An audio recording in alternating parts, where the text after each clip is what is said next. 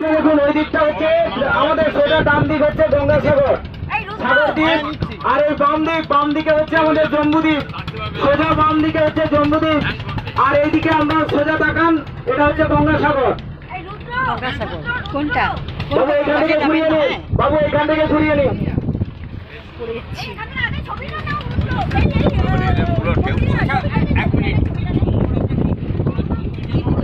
না না না কিছুই নেই, শুধু বালি আর বালি। না ওখানে এসে অনেক দুষ্কৃতীরা আশ্রয় নিয়েছিল, সেজন্য সরকারি অনুযায়ী সেটাকে আবার বন্ধ করে দেওয়া হয়েছে। অনেক দুষ্কৃতীরা, কারণ কেউ জানতো না তো, কোস্টাল তো আর এত কিছু ওখানে গিয়ে করতো না। ড্রাইভার সাহেব ঘুরিয়ে নিন, ঘুরিয়ে নিন। বঙ্গোপসাগর শুরু হয়ে গেছে, আমরা এবার ঘুরিয়ে নেবো, আর মোহনার অধিকার যাবো না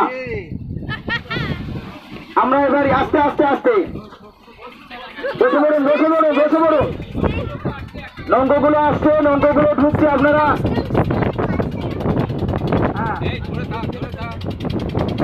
প্রচন্ড ঢেউ দেখছেন কিভাবে।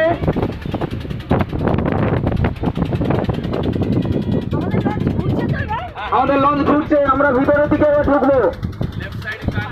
লেফট সাইডে টান নিচ্ছে,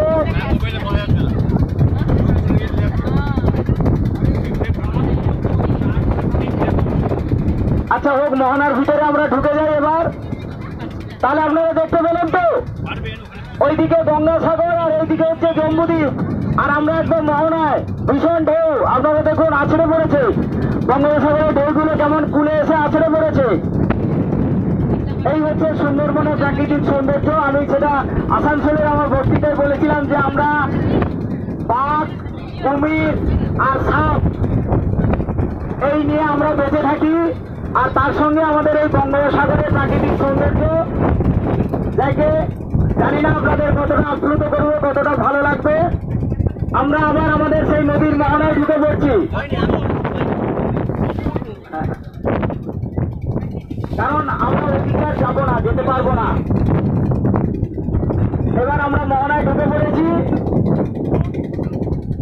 হাওয়া খেয়ে শান্তি, উনি বলছেন যে হাওয়া খেয়ে শান্তি জায়গা। আমরাও সুন্দরবনের মানুষজন, আমরা একটু আপনাদেরকে মানে আপনারা আসার জন্য আমরাও ধন্য মনে করছি নিজেদেরকে।